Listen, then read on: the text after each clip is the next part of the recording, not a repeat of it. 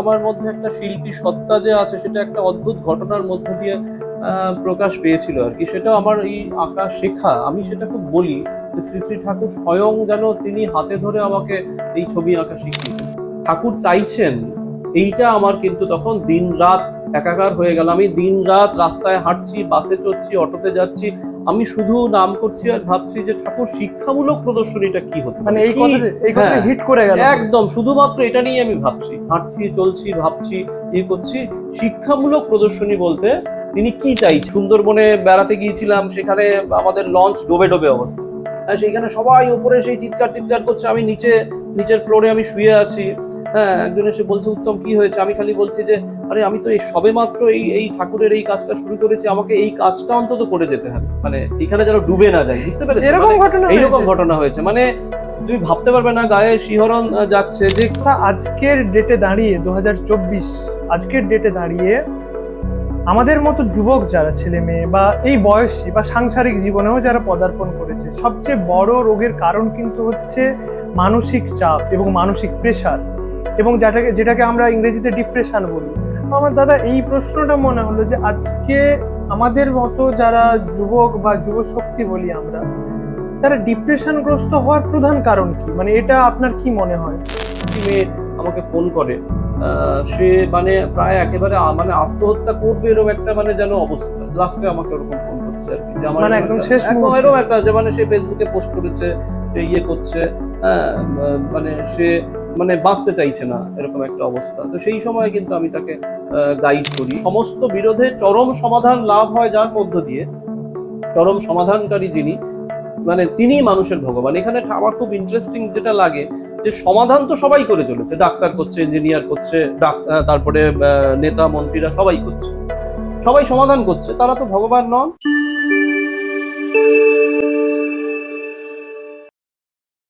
জয়গুরু। আজকে আবারও আমরা উপস্থিত হয়েছি জীবনী আলোচনার একটি সম্পূর্ণ নতুন পডকাস্টে, যেখানে আজকে আমাদের সাথে যিনি আছেন তিনি একজন অসাধারণ ব্যক্তিত্ব।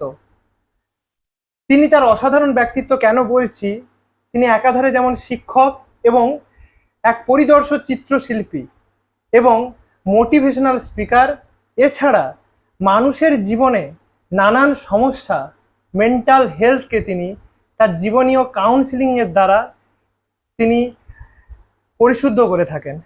আজকে ঠাকুরের জগতে এসে তিনি অনেক মানুষের, আমাদের মতো যুবক অনেক ছেলে মেয়েদের জীবনে তিনি মানসিক হেলথ, বা আজকে আমরা যে পথে চলে যাই, খুব তাড়াতাড়ি নিজের জীবনকে শেষ করে নিতে চাই, এই যে মেন্টাল হেলথটাকে তিনি তার জীবনের কাউন্সিলিংয়ের মাধ্যমে তিনি অনেক যুবক শক্তিকে তিনি তার নতুন রাস্তায় ফিরিয়েছেন। এবং তার অসামান্য প্রতিভার কথা আপনারা আমাদের পুরো আজকে এই পডকাস্টের মধ্যে দেখবেন। আসুন আমরা ওনার কথা শুনি। উনি আমাদের সাথে যিনি উপস্থিত আছেন, শ্রদ্ধেয় উত্তম কুমার দে মহোদয়। জয়গুরু। জয়গুরু। প্রথমেই আমাদের এই জীবনী আলোচনা পডকাস্টে আপনাকে স্বাগত দাদা। আপনার কাছে আমার প্রথম প্রশ্ন, যে আপনি শ্রী শ্রী ঠাকুরের দীক্ষা গ্রহণের সাথে সাথে মানুষের জীবনে তো অনেক পরিবর্তন হয়, তো শ্রী শ্রী ঠাকুরকে ধরে আপনার জীবনের উপলব্ধিটা কেমন? শ্রী শ্রী ঠাকুর অনুকূল চন্দ্রকে একদম ছোট্টবেলায় গ্রহণ করা, এটা আমার জীবনের সব থেকে শ্রেষ্ঠ সৌভাগ্য বলে আমার মনে হয়েছে। এই জীবন যত এগিয়েছে তত মনে হয়েছে তাতে প্রকৃত জীবনের সাফল্য কি, প্রকৃত বেঁচে ওঠা, বৃদ্ধি পাওয়া, মানে বেঁচে থাকা এবং বৃদ্ধি পাওয়া কাকে বলে, অর্থাৎ জীবনকে প্রকৃত উপলব্ধি করতে শিখেছি শ্রী শ্রী ঠাকুরকে গ্রহণ করার মধ্য দিয়ে, বুঝতে শিখেছি জীবনকে। অল্প কথায় যদি বলি, তো সেখানে একদম ছোটবেলায় আমার দীক্ষা গ্রহণের সুযোগ হয়, যে বয়সে দীক্ষার কথা বলা হয়। তো সেই সময় হয়তো যা হয় ছোটবেলায়, যে দীক্ষা নিয়েছি, কিন্তু একটা আধ্যাত্মিকতার প্রতি আমার আগ্রহ এটা বরাবরই ছিল আর কি, ছোট থেকেই ছিল। হ্যাঁ, ছোট থেকেই এই বিষয়ের একটা আগ্রহ ছিল, কিন্তু আমি কখনো কিন্তু এই অলৌকিকত্ব বিষয়টা কে আমি খুব একটা কখনোই আমার মন থেকে কোনোদিনই পছন্দ হয়নি। এবং বিশ্বাসটা মানে আমার কিন্তু ভালো লাগে, মানে হয়তো দুর্গা পুজো বা কালী পুজো বা এই যে সরস্বতী পুজো, এইগুলো ভালো লাগে, কিন্তু ওর থেকে ঠিক রেজাল্ট পাওয়া যায় কিভাবে এটা আমি ঠিক ওইভাবে বুঝতে পারি না। মানে ওই একটা যে আশীর্বাদ বা এই যে একটা পুজোর একটা আয়োজন করলাম তার মধ্য থেকে আমার জীবনের কিভাবে পরিবর্তন আসবে, মানে এইটা আমি ঠিক বুঝতে পারি না। হয় না বিভিন্ন রকম হ্যাঁ। যে পন্থা পদ্ধতি দেখেছি বা ছোটবেলা থেকে দেখেছি, কোথাও হয়তো বলি দেওয়া হচ্ছে, হুম। হ্যাঁ পাঠা বলি দেওয়া হচ্ছে, সেখানে ছেলে মেয়ের পাশ করাও হতে পারে হুম। বা আরো নানান সমস্যার সমাধানের জন্য পাঠা বলি দেওয়া হচ্ছে। ওটাও তো একটা পূজা বা ধর্মের পদ্ধতি। একটা মানে প্রকরণ, আমাদের যে তথাকথিত ধর্মের যে একটা পদ্ধতি। কিন্তু আমার এইগুলো থেকে কখনো মনে হয়নি যে প্র্যাকটিক্যালি যে এগুলো থেকে কি করে কিছু হতে পারে বা এর থেকে জীবনের কিভাবে জীবনকে উন্নত করতে পারি। তো সেইখান থেকে শ্রী শ্রী ঠাকুরকে গ্রহণ করে কিন্তু প্রত্যেকটা পর্যায়ে কিন্তু বুঝতে পারলাম যে আসলে জীবন কি। ঠাকুর বাণীতে বলছেন না যে ঈশ্বরেরই উপাসনায় হিংসা সাধন পশু বলি, বিশ্বপ্রভু নেন না তাহা, যায় না তাতে সে সকলই। এই যে সাইন্টিফিক্যালি কথাগুলো বলা, বা কোনো মহাপুরুষ পুরুষোত্তম কিন্তু এই জায়গাগুলোকে কিন্তু কখনো প্রশ্রয় দেননি। শ্রীরামকৃষ্ণদেব বলির যে পদ্ধতি ছিল দক্ষিণেশ্বরে শুনেছি, সেটাকে কিন্তু তিনি বন্ধ করে দিয়েছিলেন, তাই না? তো এই যে এইভাবে প্রত্যেকটা ক্ষেত্রে, সেই জন্য অলৌকিকত্বে আমার ওই বিশ্বাস ছিল না। তারপর যখন শ্রী শ্রী ঠাকুরের থেকে জানলাম যে আশীর্বাদ মানে অনুশাসনবাদ, ঠাকুরের হ্যাঁ। কোনো, আমি যেহেতু ছবি আঁকি বা ঠাকুরের বিভিন্ন সময়ের প্রতিকৃতি মানে ফটোগ্রাফগুলো সংগ্রহ করবার একটা ইচ্ছে একটা সময় থেকে শুরু হয়েছিল দীর্ঘ বছর, যে ঠাকুরের অরিজিনাল ফটোগ্রাফগুলোকে সংগ্রহ করবো, অরিজিনাল ভিডিওগুলো। কোথাও আমি দেখিনি, বিভিন্ন ধর্মগুরুরা আছে যে আশীর্বাদ মানে তার হাত তুলে থাকা একটা ছবি হ্যাঁ। বা হাত তুলে আশীর্বাদ করা। শ্রী শ্রী ঠাকুরকে হাত তোলা অবস্থায় আমি অন্তত আমার যত সংগ্রহ আছে তার মধ্যে কিন্তু আমি কখনো ওই রকম কোনো ছবি পাইনি। ছবি তিনি আমরাও দেখি। পরিষ্কার বললেন যে আশীর্বাদ মানে অনুশাসনবাদ, আবার কৃপা মানে করে পাওয়া। আবার প্রণাম করার ক্ষেত্রে বলছেন যে প্রণামের অর্থ কি, প্রবীণের চলন মাথায় রেখে চলা, বাড়বে তাতে ধী। এই যে একেবারে মানে প্র্যাকটিক্যাল, মানে বিজ্ঞান যা যেটা থেকে যা হয় সেইটাকেই তিনি যে এত পরিষ্কার করলেন, এই এই জায়গাগুলো উপলব্ধি করেছি ঠাকুরকে গ্রহণ করে দীক্ষা নিয়ে। আচ্ছা, এই জীবনে আপনি তো দীক্ষা নেওয়ার এই যে উপলব্ধিটা বললেন, আমি যতটুকু জানি আপনার জীবনে আপনি প্রায় 2006-07 সাল থেকে শ্রী শ্রী ঠাকুরের নানান বিষয় নিয়ে আপনি চর্চা করছেন। হ্যাঁ হ্যাঁ হ্যাঁ। এই যে এত বই আমরা দেখলাম আপনার জীবনে, এবং আপনি এই চর্চার সাথে সাথে আপনি শুনেছি এক্সিবিশনও করেন শ্রী শ্রী ঠাকুরকে নিয়ে। এই এক্সিবিশনে আমার মানে এই প্রশ্নটা মনে হলো যে এক্সিবিশনে তো নানান মানুষকে নিয়ে এক্সিবিশন হয়, যেমন সাহিত্য এক্সিবিশন, ইতিহাস এক্সিবিশন, বা সায়েন্স নিয়ে এক্সিবিশন। অবশ্যই। আপনার কেন মনে হয়েছিল যে শ্রী শ্রী ঠাকুরের এক্সিবিশন করা এত প্রয়োজনীয়?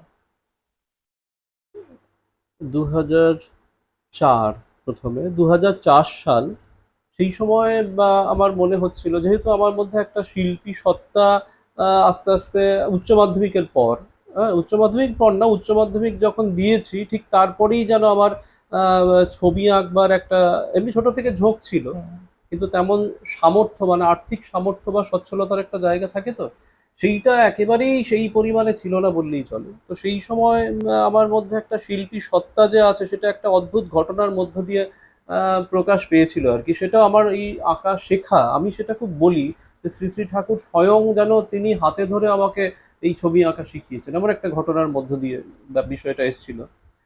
সেই ঘটনাটা হ্যাঁ, বলতে বলতে পারি পারেন। একটা কথা ছোট করে? হুম। সেটা হচ্ছে আমি যখন মাধ্যমিক পাশ করি আর কি, মাধ্যমিক পাশ করার পরে বাড়িতে সৎসঙ্গ অধিবেশন দেব। হুম। তো আমার যিনি ঋত্বিক, তিনি প্রদ্যুৎ দেবরায়। আচ্ছা। তো ঘটনাটা এতটাই সাংঘাতিক, তো আমি তাকে মামা বলে ডাকতাম। তো তিনি ঠাকুরের একটা তৈলচিত্র, পেপারে আঁকা, ক্যানভাসে নয়, আঁকা একটি দেওঘর থেকে একটি প্রতিকৃতি এনেছিলেন। তো সেটা আমার দেখে ওই সময় মানে অসাধারণ ভালো লেগেছিল। তখন তো এইভাবে পেইন্টিং সেভাবে নেই আর ঠাকুরের, তো ওটা দেখে তো আমার বাড়িতে অধিবেশন, বাড়িতে মানে আমি যেখানে থাকতাম অধিবেশন দেব ঠিক করেছিলাম। তো তাকে গিয়ে বললাম যে মামা, ঠাকুরের এই ছবিটা যদি আমাকে দাও তাহলে আমি একটু সৎসঙ্গে বসাতে পারি। তো যে কারণেই হোক, এইটাই একটা বড় জায়গা, ঠাকুরের কেমন আশীর্বাদ। তিনি বললেন যে না, ওটা অনেক মহামূল্যবান ছবি, ওটা ওখান থেকে নামানোও যাবে না, দেওয়াও যাবে না। তো এটা শুনে কিন্তু একটু কষ্ট লেগেছিল আমার, যে আমার ঋত্বিক নিজে, তিনি ঠাকুরের একটা প্রতিকৃতি অধিবেশনে বসাবো সেটা দিতে চাইছেন না। এটা কিন্তু একটা মানে একটা কষ্টের ব্যাপার, কিন্তু হুম। ভালো হুম। লাগবে না যে হুম। এটা কেমন আচরণ, তার এটা মনে হবে, একদম। মানে ডাইরেক্টলি এটা মনে হবে। তো বাবাকে এসে বলায়, বাবা অত্যন্ত পজিটিভ ছিলেন, অত্যন্ত মানে পজিটিভ মাইন্ডের মানুষ এবং ভীষণ ইষ্টপ্রাণ। যারা বাবাকে দেখেছেন, বাবা ঋত্বিক ছিলেন শ্রদ্ধেয় সুনীল কুমার দে। তো তো বাবা বললেন, তুই ওটা নিয়ে অত চিন্তা করিস না, তুই তো এখন পড়াশোনা করছিস, এরপরে যখন কোনো না কোনো কিছু করে তো রোজগার করবি, তখন ওই রকম যা দাম হোক আমরা ঠাকুরের ওরকম একটা প্রতিকৃতি আমরা কিনে নিয়ে আসবো। এই হলো ব্যাপার। মানে এইবার আশ্বাসবাণী দিলেন। হ্যাঁ হ্যাঁ, আশ্বাসবাণী বাবা দিলেন। তো আমি কিন্তু ছবি আঁকার তারপরে একবার মানে তারপরে ওখানে একটা ঘোলাতে উৎসব করব, সেই সময় ঠাকুরের ছবির দরকার। সেই সময় কিন্তু আমি 1 বছর ওই সাইকেল নিয়ে ঘুরে বেড়াতাম, কোথায় একজন শিল্পী পাবো তাকে দিয়ে ঠাকুরের একটা ছবি আঁকাবো বড় করে। ও বাবা, এইরকম করে এক এক বছর বছর ধরে আমি ছুটেছি সাইকেল নিয়ে, খুঁজছি করছি, মানে পরের বছর উৎসব, হ্যাঁ। ঠাকুরের উৎসব। ঠাকুর বলছেন না যে উৎসব মানে হচ্ছে মানে উৎসমুখীনতা, তো আমার জীবনটা ওইভাবে বদলে দিয়েছেন তিনি। তো এইবার আমি বেরিয়ে রেনুশ্রী আর্ট বলে একটা সাইনবোর্ড পেইন্টার, সেখানে একটা চার্লি চ্যাপলিন আর ইন্দিরা গান্ধীর আঁকা একটা ছবি দেখে আমার খুব ভালো লেগেছিল এবং তাকে ঠাকুরের একটা ছবি আঁকতে দিয়েছিলাম। ছবিটা কমপ্লিট হয়ে আসার পরে যখন রেখেছি ঘরে, দেখে আমার পছন্দ হচ্ছে না, ভালো লাগছে না সেই ইয়ে। তো আমি ছবি আঁকতাম, বাবাকে বললাম যে আমি কি আঁকবো, আমি একে দেখতে পারি। বাবা, ওই যে বললাম, বাবার উৎসাহ সাংঘাতিক। সেই যে আঁকা শুরু করলাম উচ্চ মাধ্যমিকের পরে, এত দ্রুত আমার পরিবর্তন ঘটে গেছে, মানে আমি একজন চিত্রশিল্পী হিসেবে যতটুকু পরিচিতি বা ইয়ে তৈরি হয়েছে, ওই ঠাকুরের ছবি আঁকা ওই শুরু করলাম, কিন্তু প্র্যাকটিক্যালি নামলাম, এবং তিনি এত দ্রুত আমাকে দিয়ে আজকে ছবি হয়তো আমার দেশে বিদেশে বিভিন্ন জায়গায় যায়। মানে উচ্চ মাধ্যমিকের পরে শুরু করে এরকম করে অদ্ভুত। এবং ওই যে ঋত্বিকের কথাটা বলছি, মানে আপনার যিনি হ্যাঁ ঋত্বিক, ঋত্বিক, মানে তিনি যে দিলেন না, এই না দেওয়ানোর মধ্যেও কিন্তু একটা বড় ব্যাপার ছিল। আজকে উনি যদি আমাকে ছবিটা দিয়ে দিতেন, তাহলে কিন্তু আমার এই ওই জায়গাটায় আসতো না। এই যে তৈরি হতেন। খুঁজছি, ওই যে একটা ওইটার প্রতি একটা আকুতি, ওটাকে খুঁজতে চাইছি, বা টান। ছবিটা ঠাকুরের একটা সুন্দর একটা ছবি দরকার, হ্যাঁ ওইটা দিয়ে দিলে কিন্তু ওটা ওখানেই থেমে যেত।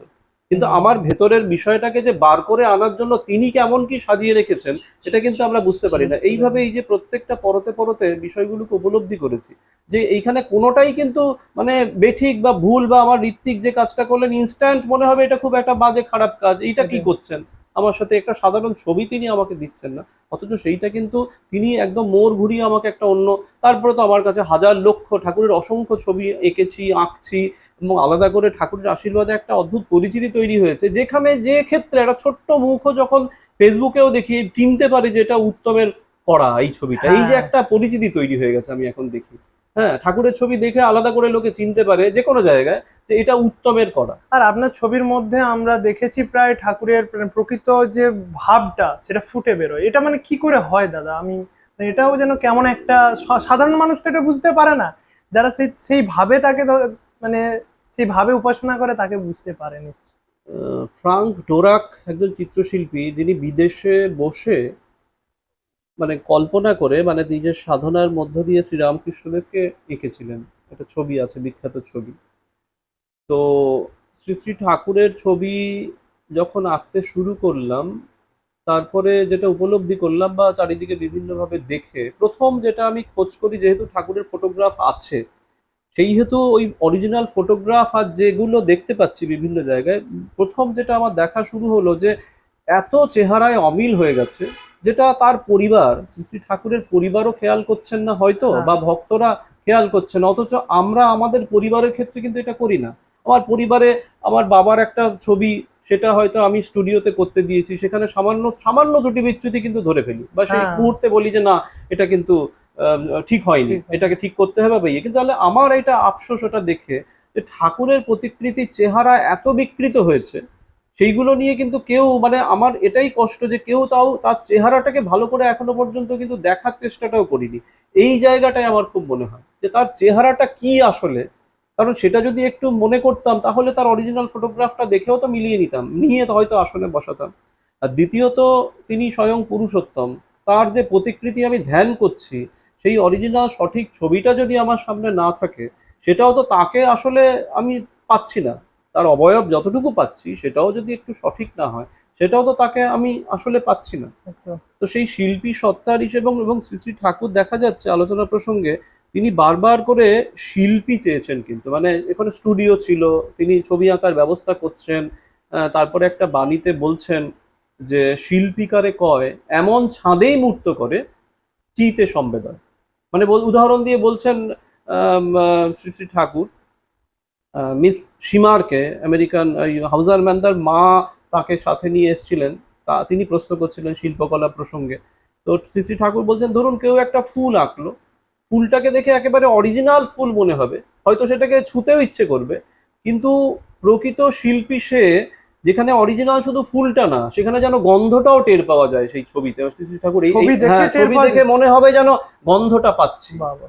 হ্যাঁ, এইখানে পাশাপাশি একটা খুব ভালো উদাহরণ আছে অবনীন্দ্রনাথ ঠাকুরের। হ্যাঁ, যেহেতু শিল্পকলা প্রসঙ্গে শ্রী শ্রী ঠাকুরের বিষয়ে একদমই আলোচনা হয় না, না, এই নিয়ে কোনো একদম। আলোচনা হয় না, মানুষ অনেকেই জানেই একদম না, এটা নিয়ে জানেই না। জানেই না। তো অবনীন্দ্রনাথ ঠাকুরের একটা অদ্ভুত উদাহরণ আছে, তিনি বলছেন যে আমরা বোলতার চাক দেখেছি, হ্যাঁ, আবার মৌমাছির চাকও দেখেছি, দুটো সেম হেক্সাগোনাল শেপে হুম, কিন্তু হুম, হয় না, হুম, বোলতার চাক আর মৌমাছির চাক। হ্যাঁ, কিন্তু দুটোর মধ্যে পার্থক্য কি? শিল্পী আর কারিগরের পার্থক্য সেখানেই। একটা হচ্ছে কারিগর, যে যা আছে সেটাই কপি করে, একদম। আর একটা হচ্ছে শিল্পী। দুটোর পার্থক্য অসাধারণ বুঝিয়েছেন বোলতার চাক আর মৌমাছির চাক দিয়ে। দুটোর মধ্যে পার্থক্য কি বলতো? ওই যে একটা হচ্ছে ছাঁচটা, যেটা মানে হ্যাঁ, হ্যাঁ, বোলতারটা হ্যাঁ, মাটির একটা ছাঁচের মধ্যে হয়, হ্যাঁ। আর যেটা হয় মৌচাকের হয়, সেই ছাঁচটা সম্পূর্ণ মানে ওদের যে ওকে কি বলে ওটাকে ঠিক, যে মোম বা যাই মোম হোক, বা, হ্যাঁ হ্যাঁ। হ্যাঁ, ওইটা ওইটা। না, আসলে ওইটা তা নয়, ব্যাপার হচ্ছে দুজনের যে মেটেরিয়ালসটা প্রায় সেম, ওদের হুম, একটা লালা থেকে হুম, বা হুম, কিছু হুম। থেকে হয়, মোম জাতীয় কিছু, কিন্তু এটার মধ্যে মধু থাকে। আচ্ছা। এই যে মধুটা থাকে না, এইটাই হচ্ছে প্রকৃত শিল্পত্ব। মানে মধু বলতে হচ্ছে তার যে স্ট্রাকচারটা যে কেউ একই। করে দিতে পারে, হ্যাঁ, যে কেউ হয়তো আঁকছে, হ্যাঁ, কিন্তু তার যে ভাবটা, হ্যাঁ, ভাবটা কিন্তু কোনো আর্টিস্টকে, সে কোনো শিল্পীকে কোনো আর্ট কলেজে পাঠিয়ে বা কারুর কাছে পাঠিয়ে কিন্তু তার ভাবটা তুমি কেমন করে ছবির মধ্যে আনবে, বা যারা গাইছে তুমি ভাবটা কিন্তু তার একেবারে জন্মগত ভেতরের ব্যাপার। ভাব শেখানো যায় না, বলা হচ্ছে টেকনিক শেখানো যায়, ছবি হুম, আঁকার কায়দা শেখানো যাবে এইরকম ভাবে, রং তুলি এটা ওটা, কিন্তু এক্সপ্রেশনটা, তার যে মূল ভাবটা, সেটা কিন্তু শিল্পীর একদম নিজস্ব। ওইটা হচ্ছে মধু। এই যে পার্থক্যটা শ্রী শ্রী ঠাকুর ওই একইভাবে বললেন যে তার গন্ধটা কিন্তু টের পেতে হবে, তবেই সে শিল্পী। এই যে জায়গাটা, হ্যাঁ, তো এই জন্য ঠাকুরকে গ্রহণ করে, মানে যে যে জায়গাটায় আছে, যে যা তার প্রফেশন, বা প্রফেশনের থেকে বেশি বলবো যে সে যে সম্পদ নিয়ে জন্মেছে, সেটাকে আরো নিখুঁত করে জানতে বুঝতে গেলে শ্রী শ্রী ঠাকুর অনুকূল চন্দ্র ছাড়া আর দ্বিতীয় কোনো জায়গা আছে বলে আমার অন্তত জায়গা নেই। মানে কোনো জায়গা থেকে নিজেকে বুঝতে গেলে, জানতে গেলে, সে শিল্পী হোক, সে গায়ক হোক, সাহিত্যিক হোক, যাই হোক, যত যেমন ইঞ্জিনিয়ার হোক, ডাক্তার হোক, হ্যাঁ, প্রত্যেকটা ক্ষেত্রে, হ্যাঁ, নিজেকে বা সেই বিষয়টাকে সঠিকভাবে উপলব্ধি করতে বা জানতে গেলে একেবারে তার কাছে আসতেই হবে। হ্যাঁ, এই জন্য বলছে শিল্পকলা এমন একটা প্রসঙ্গ, সেইটা নিয়েও ঠাকুর এত অসাধারণ ভাবে তার গভীরতা, তার বিষয়গুলোকে বলেছেন, যে শিল্পীকারে কয় এমন করেই সে মূর্ত করবে যেন আমাদের চিত বা চেতনায় সম্যক, মানে সঠিক বোধের উদয় হয়। হ্যাঁ, এই চড়াই পাখিটা এঁকেছি, হ্যাঁ, এইখানে এই চড়াই পাখিটা দেখা যাচ্ছে।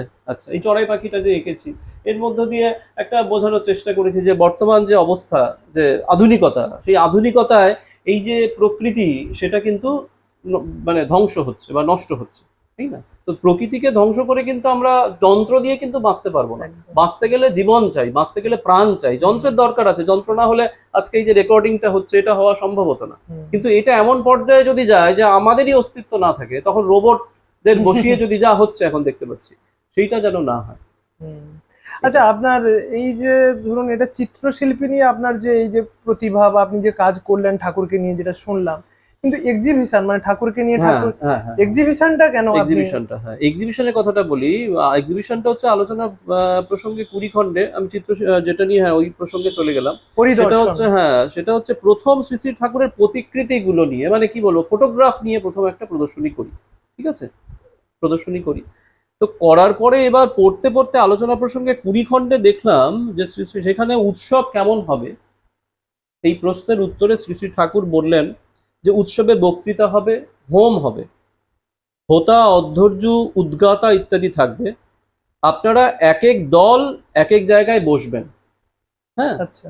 আলাপ আলোচনা করবেন, লোক সমাগম হবে, এডুকেশনাল এক্সিবিশন, শিক্ষামূলক প্রদর্শনী হবে, শিক্ষামূলক চলচ্চিত্র হবে।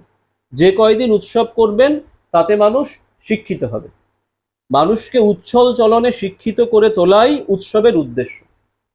এবার যেহেতু শিল্পী সত্তা হুম। আমার মধ্যে যেভাবে প্রথম থেকে। জন্মগতভাবে আছে, আমি ওই কোট আনকোট এডুকেশনাল এক্সিবিশন, শিক্ষামূলক প্রদর্শনী ঠাকুর চাইছেন, এইটা আমার কিন্তু তখন দিন রাত একাকার হয়ে গেল। আমি দিন রাত রাস্তায় হাঁটছি, বাসে চড়ছি, অটোতে যাচ্ছি, আমি শুধু নাম করছি আর ভাবছি যে ঠাকুর শিক্ষামূলক প্রদর্শনীটা কি হতে মানে পারে, এই কি? কথাটা হ্যাঁ, হিট করে গেল। একদম শুধুমাত্র এটা নিয়ে আমি ভাবছি, হাঁটছি, চলছি, ভাবছি, করছি।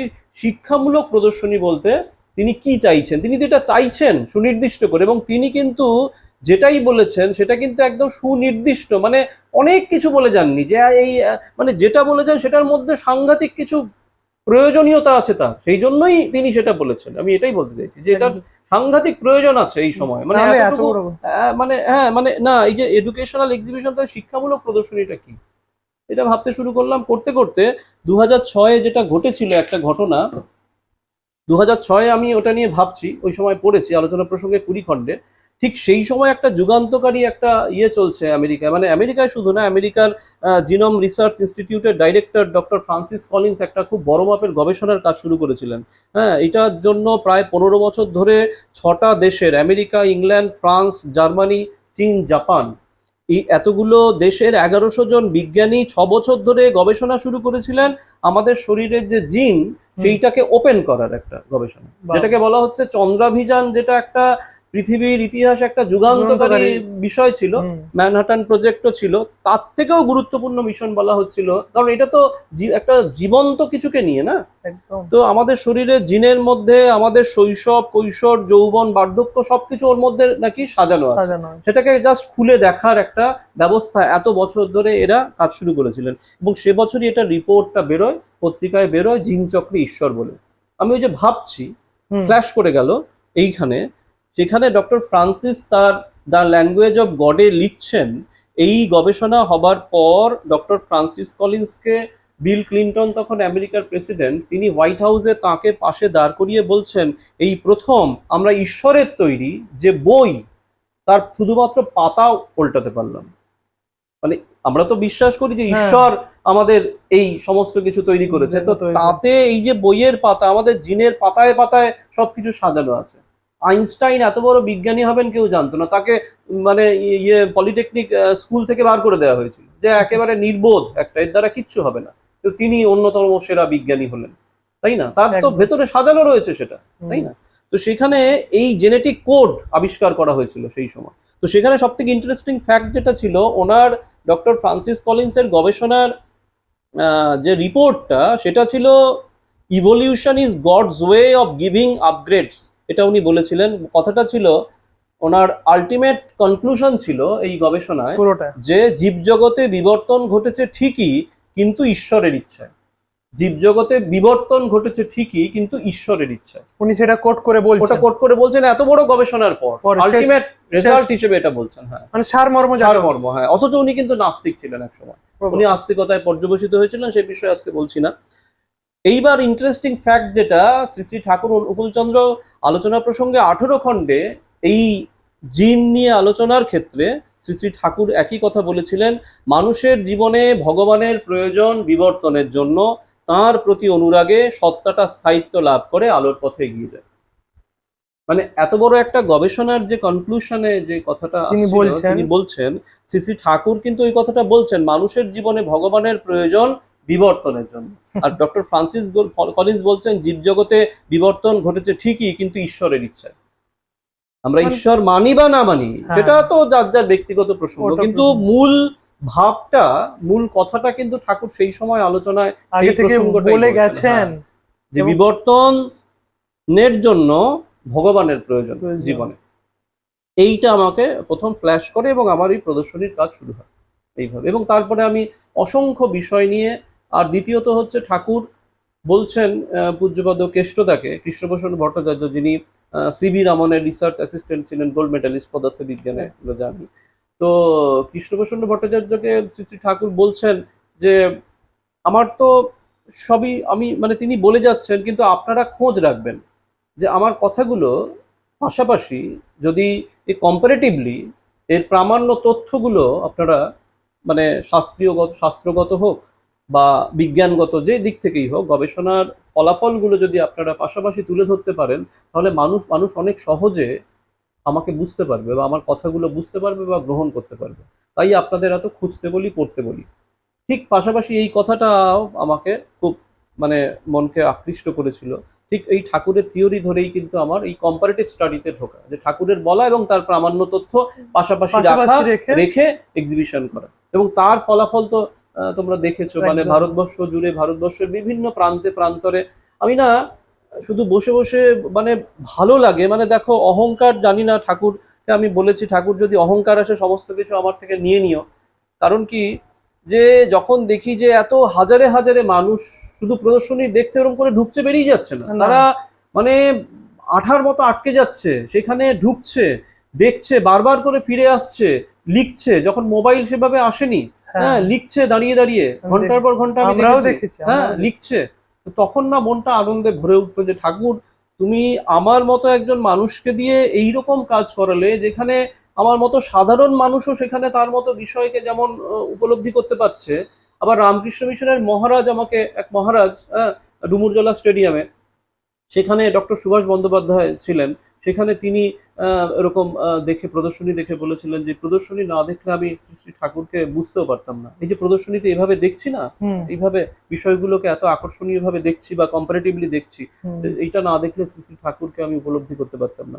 আরেক মহারাজ আমাদের উসুমপুরে, বটতলায়, আগরপাড়াতে উনি এসে বলে গিয়েছিলেন যে এরকম প্রদর্শনী আমরাও কোথাও করতে পারিনি, মানে আজও পর্যন্ত। মানে আমি ওই কারণে বলছি না যে বিভিন্ন তথাকথিত যে লিটারেটেড, যারা খুব হাইলি এডুকেটেড পার্সন, তারা পর্যন্ত ওই প্রদর্শনী দেখে তার মতো করে বিষয়গুলোকে কিন্তু উপলব্ধি করার যে সুযোগটা ঠাকুর করে দিয়েছেন, এবং লক্ষ লক্ষ মানুষ এর মধ্য দিয়ে যাজিত হয়েছে। এবং এরা একটা কথা বলেছেন যে উৎসবে হয়তো অনেক কিছুই আছে, কিন্তু সর্বশ্রেষ্ঠ একটা যাজনের মাধ্যম এটা, এটা। তো এইটা ভালো লাগে যে আজকে এত জোর দিয়ে কথাটা কেন বলছি, যে ঠাকুর, শ্রী শ্রী ঠাকুর স্বয়ং যেটা চেয়েছেন যে এটা তোমাকে করতে হবে বা তোমাদের করতে হবে, তো সুতরাং সেটা যে একটা ইউনিক কিছু হবেই, সেটা আমরা কে কিভাবে করতে পারবো সেটা অন্য প্রসঙ্গ, কিন্তু শুধুমাত্র সেটা সারেন্ডার করে সেটার প্রতি যদি আমরা মনোনিবেশ করি, যেহেতু তিনি চেয়েছেন, সেটা যে কোথায় পৌঁছতে পারে, এটা আমি আমার মর্মে মর্মে উপলব্ধি করি। এটা প্রদর্শনীর এই জায়গাটা, এটাকে এত আবেগ দিয়ে তাই বললাম। এটা সত্যি দাদা, মানে এই যে প্রদর্শনী থেকে মানুষ তো অনেক ভ্যালুয়েবল জিনিস পায়, মানে অজানা তথ্য প্রচুর প্রচুর। আর তোমার জীবনে তুমি সেই 2000 প্রায় 6 বললে, 6-7 থেকে শুরু, আজকে 2024, তো এত দিনের যে তোমার অভিজ্ঞতা বা তোমার যে পড়াশোনা, 16 বছর হয়ে গেছে। এবারে একটা কি হয়, আমরা বেশিরভাগই দেখি মানুষ তো প্রশ্নের সম্মুখীন প্রচুর পড়ে। এটা তোমার কাছে খুবই প্রশ্ন, তোমার জীবনে কি এমন কিছু হয়েছে তুমি প্রদর্শনী করতে গিয়েছো বা প্রদর্শনী দেখেছে, মানুষ মোল্ড হয়েছে, বলছে তুমি কি প্রদর্শনী করে তুমি কি তোমার জীবনে ব্যবসা করছো, এরকম বড় প্রশ্নের সম্মুখীনে তুমি পড়েছো কি? না, এইটা খুব ভালো প্রশ্ন। ভালো প্রশ্ন বলতে এটা খুব স্বাভাবিক একটা প্রশ্ন, কারণ আমরা তো সবকিছুকে অন্যভাবে যাই করি। আজকে হয়তো এইখানে যে শুটিংটা হচ্ছে, এটাও অনেকের মনে হবে যে এরাও ব্যবসা করছে, বা যেহেতু এর থেকে আর্ন করা যায়, এটা প্রথম একটা ভাব আসে। হ্যাঁ, সেই প্রসঙ্গে সত্যানুসরণের কথাটাই বলি। শ্রী শ্রী ঠাকুর বলছেন না যে তোমার একটু উন্নতি হলেই দেখবে কেউ তোমাকে ঠাকুর বানিয়ে বসেছে, হ্যাঁ, কেউ মহাপুরুষ বলছে, কেউ অবতার, কেউ সদ্গুরু ইত্যাদি বলছে, আবার কেউ শয়তান, বদমায়েশ, কেউ ব্যবসাদার ইত্যাদি বলছে। সাবধান, তুমি এদের কারো দিকে নজর দিও না। তোমার পক্ষে এরা সবাই ভূত, নজর দিলেই ঘাড়ে চেপে বসবে, তা ছাড়ানো মহা মুশকিল। তুমি তোমার মতো কাজ করে যাও, যা ইচ্ছে তাই হোক। তুমি তোমার মতো কাজ করে যাও, যা ইচ্ছে তাই হোক। এবার তোমার মতো কাজ করা মানে, হ্যাঁ অবশ্যই আমাকে দেখতে হবে যে আমি যা করতে যাচ্ছি সেটা কি অর্থ, মান, যশ ইত্যাদি পাওয়ার আশায়, যেটা শ্রী শ্রী ঠাকুর সত্যানুসরণে প্রথমেই বলছেন যে অর্থ, মান, যশ ইত্যাদি পাওয়ার আশায় আমাকে ঠাকুর সাজিয়ে ভক্ত হয়েও না। সাবধান হও, ঠকবে। তোমার ঠাকুরত্ব না জাগলে কেহ তোমার ঠাকুরও নয়, কেন্দ্রও নয়, ফাঁকি দিলেই পেতে হবে তা। সুতরাং আমি যদি ফাঁকি দিই, অন্য কেউ বুঝতে না পারুক, কিন্তু আমি যদি ফাঁকি দিই, একটা মানে নির্দিষ্ট সময়ে সেই ফাঁকিটা কিন্তু সামনে আসবেই, তার রেজাল্ট কিন্তু আমি সামনে পাবই, যদি আমি একটুখানি সেই বিশ্বাস বা সেই বোধটা যদি আমার থাকে, তাহলে ফাঁকি দিয়ে কিন্তু বেশি দূর এগোনো সম্ভব নয়। তো এই প্রসঙ্গে যেটা বললে যে আমি ব্যবসা করছি কিনা, এই প্রসঙ্গে কিছু কিছু কথা বা কানে আসে, আমাকে সরাসরি হয়তো কেউ বলেনি, কিন্তু কানে আসে, বা আবার যারা বোঝেন তারা কিন্তু খুব স্বচ্ছন্দে সেই সহযোগিতাটা করে। আমি কিন্তু ভিক্ষা করার কথা বলি। আমি বলি যে দেখুন, এই যে কাজগুলো হচ্ছে, এর জন্য তো দেখো ওই 2006 থেকে শুরু করেছি, রাতের পর রাত জাগা, বিরাট বড় বইয়ের তালিকা তৈরি করে, তখন ইন্টারনেট এত ডেভেলপ করেনি, এত তথ্য ইন্টারনেটে আসেনি, বা ইন্টারনেটে আসলেও সমস্ত তথ্য ইন্টারনেটে ওইভাবে পাওয়া কিন্তু যেত সঠিক না। পাওয়া যায় না, আর হয়ও না ওভাবে। সেই জন্য বইপত্র সংগ্রহ। তো সেই কলেজ স্ট্রিটে বিরাট বড় লিস্ট নিয়ে ঘুরে বেড়াচ্ছি, হ্যাঁ, ইয়ে করছি, এই নিয়ে রাতের পর রাত জেগে আছি ইন্টারনেটে। তখন এইরকম এত অত্যাধুনিক কি বলবো, এই ফাইবারও আসেনি, বা এত high high high speed internet কিছুই আসেনি, আসেনি তখন, কিচ্ছু কিছুই আসেনি। নেই। হ্যাঁ, তো বইপত্র নিয়ে ঘুরে বেড়াচ্ছি, কারণ ঠাকুর চেয়েছেন। হ্যাঁ, সুন্দরবনে বেড়াতে গিয়েছিলাম, সেখানে আমাদের লঞ্চ ডোবে ডোবে অবস্থা। হ্যাঁ, সেইখানে সবাই ওপরে সেই চিৎকার টিৎকার করছে, আমি নিচের ফ্লোরে আমি শুয়ে আছি। হ্যাঁ, একজন এসে বলছে, উত্তম কি হয়েছে? আমি খালি বলছি যে আরে আমি তো এই সবেমাত্র এই ঠাকুরের এই কাজটা শুরু করেছি, আমাকে এই কাজটা অন্তত করে যেতে হবে, মানে এখানে যেন ডুবে না যায়, বুঝতে পেরেছো? এরকম মানে ঘটনা এইরকম হয়েছে? ঘটনা হয়েছে, মানে তুমি ভাবতে পারবে না, গায়ে শিহরণ যাচ্ছে, যে কি আগ্রহ, কি ইন্টারেস্ট, কি উদ্দীপনা নিয়ে এই যে ঢুকেছি না, ওই যে ডক্টর ফ্রান্সিস কলিন্সের সাথে ঠাকুর রিয়েটার পরে আরো দু তিনটে কাজ করেছি, তারপরেই একটু ট্যুর ছিল। হ্যাঁ, আচ্ছা। সেইখানে প্রায় বনি ক্যাম্পের ওখানে গিয়ে বাঘ দেখবো বলে ওইখানে সেই অনেকগুলো নদী এসে মিশেছে হ্যাঁ, সুন্দরবনে। একসাথে। সেইখানে ইয়েটা ডোবে ডোবে অবস্থা, মানে সাংঘাতিক একটা ভয়ঙ্কর অবস্থা। আমি শুধু ঠাকুরের নাম করে বলছি, ঠাকুর এই জীবনের তো এমনি কি মূল্য আছে জানি না, তবে তুমি যে কাজ আমাকে শুরু করিয়েছো, আমার একটাই উদ্দেশ্য ঠাকুর, আমি এই কাজটা যেন অন্তত পক্ষে করতে পারি, বুঝতে পেরেছো? তো ঠাকুর যাই হোক ফিরিয়ে এনেছেন, আনার পরে এই কাজটা আমার জীবনে এত একটা মানে অসাধ্য। সুতরাং দেখো, এবার সেখান থেকে আমি যখন প্রদর্শনী করার জন্য সমস্ত জিনিসপত্র নিয়ে আমি যখন বেরোই না, ঠাকুর জানেন, আমি এটা ভেবে বেরোই যে আমি গাড়ি ভাড়াটাও আমি সেখান থেকে পাবো না, আমি কিছু যে ওখান থেকে পাবো এটা আমি আশা করে কিন্তু বেরোই না। হয়তো বলা থাকে, বা অনেক জায়গা থেকে আমি পাইও নি, অনেক জায়গা থেকে পাইনি, দেয়নি কিছু, সেভাবে দেয়নি বা পাইনি, আমি কিন্তু সেখানে আবার গেছি সেই অবস্থা দেখে, মানে ইয়েতে তারা আবার হয়তো দিয়েছেন। প্রত্যেকের ভাব তো একরকম নয়, কিন্তু আমার জায়গাটা হচ্ছে এক, হচ্ছে এর পেছনে প্রচুর খরচ, প্রচুর পরিশ্রম, সেটা একটা দিক আছে, এটা থাকেই, থাকবেই যে কোনো কিছু করতে যে গেলে। কোনো কাজ যে করতে। কোনো একটা সামান্য একটা ছোটখাটো কিছু করতে গেলেও একটা খরচ তার আছে। তো সেইখানে আমি একটাই অনুরোধ করি, সেটা হচ্ছে যে আমি শুধু নই, আমি এমন কিছু নই, আজকে সৎসঙ্গে বহু প্রতিভা আছে, বা প্রতিভা বলবো না, আজকে ইষ্টপ্রাণ ঠাকুরকে নিয়ে আরো উন্নত থেকে উন্নততর কাজ করার যারা জন্ম নিয়েছে, তাদেরকে কিন্তু সৎসঙ্গের উচিত, তাদেরকে সম্পূর্ণভাবে সমস্ত দিক থেকে, শারীরিকভাবে, মানসিকভাবে, আর্থিকভাবে তাদের সহায়তা করা। কারণ সেই মস্তিষ্ক, সেই যে জন্ম নিয়েছে, ঠাকুর যেটা চাইছেন যে উপযুক্ত জন্ম, এই যে তারা জন্ম নিয়েছে, হয়তো উপযুক্ত সাপোর্টটা পাচ্ছে না বলে তারা কিন্তু সেভাবে এগোতে পারছে না, মানে কাজগুলো করতে পারছে না। সেখানে তাদেরকে এত বড় বড় উৎসব হয়, এত কোটি কোটি টাকা খরচ হয়, কিন্তু তাদেরকে যদি সাপোর্ট দেওয়া হয়, তাদের সেই কাজগুলোকে যদি কাজে লাগানো হয়, আমার খালি মনে হয় যে এর মধ্য দিয়ে যে কত কাজ হতে পারে সৎসঙ্গে, কিন্তু সেখানে কিন্তু সেই সাপোর্টটা দেওয়া হয় না। অনুনয় বিনয় করে, ভিক্ষা করে, হ্যাঁ রেট বেশি হয়ে যাচ্ছে, এত টাকা নিচ্ছেন দাদা, এই জাতীয় কথাবার্তাগুলো আর আসে। মনের মধ্যে আমি দেখেছি এটা দেওয়ার সময় অনেকের মনের মধ্যে একটা যেন সেই ক্ষিপ্ত মানে হ্যাঁ, হীনমান্যতা বোধ হ্যাঁ, থাকে। হ্যাঁ, যে এতগুলো টাকা নিচ্ছে, বা হ্যাঁ। এতগুলো নিক বা যাই নিক। এখন ব্যাপারটা হচ্ছে, ব্যবসা বললে সারা বছরে ৫-৬টা ৭টা ৮টা প্রদর্শনী আমি করতে পারি, যেটুকু সময় উৎসব হয়। এক এক দিনে আমাকে ২-৩ জায়গা থেকে দেখে, এক জায়গা থেকে বেশি ২ জায়গায় করতে পারি না। তো এমন কি টাকা নেবো যে সেই টাকা নিয়ে আমার সাংঘাতিক কিছু একটা ইকোনমিক্যাল পরিবর্তন হবে, বা একটা সাংঘাতিক কিছু হবে? এটা এটা কোনো সমস্যা নাই, প্রশ্নটা আসতেই পারে। তো আমি একজন আমাকে এরকম বলেছিলেন, আমি তাকে বলেছিলাম যে আপনাকে আমি একটা প্রশ্ন করি, যে সত্যানুসরণ শ্রী শ্রী ঠাকুরের শ্রীহস্ত লিখিত সত্যানুসরণ, এবং এই সময়ের গীতাই আমরা বলি, বা ওইটুকু একটা ছোট্ট বই, যেটা দেখে রবীন্দ্রনাথ, মানে কি বলবো, ছোট করে যদি বলি, মানে বারবার পড়ছেন, ৩বার করে পড়েছেন, চমকে উঠছেন, তার বয়স জানতে কত চাইছেন, বছর বয়স? সেই রকম একটা, সেইখানে সত্যানুসরণ স্বয়ং তার লেখা, সেই বইটা কি আপনি ফ্রিতে পান? তো বলছেন না, পাই না, তার তো একটা মূল্য নেওয়া। কেন মূল্য নেওয়া হয়? স্বয়ং স্রষ্টার লেখা একটা ছোট্ট বই, সেটা আমাদের তো ফ্রিতে বিলোলেই হতো, হুম। তাই না? তাহলে তো লক্ষ লক্ষ মানুষ সেটা থেকে তাদের জীবন কে গড়তে পারারই তো সব দেওয়া আছে, তা সেটা কেন ফ্রিতে দেওয়া হয় না? তাহলে কি সেটা বিজনেস? একটা মূল্য যদি না নেওয়া হয়, তাহলে কোনো কিছুরই কিন্তু কোনো গুরুত্ব থাকে না, সেটার গুরুত্বটাই থাকে না। আবার দ্বিতীয়ত, সেই কোনো কাজ যদি মূল্যহীন ভাবে করা হয়, সেই কাজটাও কিন্তু বেশি দিন এগোবে না। হ্যাঁ, সেটা তো করা যাবে না, সেটা প্রত্যেকটা বিষয়ের তো খরচ আছে। হুম। হ্যাঁ, আমি যদি এখন ভারতবর্ষের ১৩০ কোটি মানুষকে একটা করে সত্যানুসরণ দিতে যাই, আমাকে তো ১৩০ কোটি ইন্টু ৫ ধরতে হবে, হুম। কম বেশি, বা ১০০ কোটিও যদি ধরি, ইন্টু 5 করলে কোথায় পৌঁছতে পারে? তো সেইটাও তো একটা হিউজ একটা ব্যাপার না? তো সুতরাং আমাদের দিয়ে পাওয়া, এইটা কিন্তু ভীষণ প্রয়োজন আছে। সেই জন্য এই ভাবটা থাকুক, কিন্তু পাশাপাশি ওই যে ঠাকুর সত্যানুসরণে বলছেন যে আমরা যারা এই কাজ করছি, মানুষ যে যাই বলুক, হ্যাঁ নিজে আমি ভেতর থেকে ঠিক আছে কিনা সেটা বুঝতে হবে।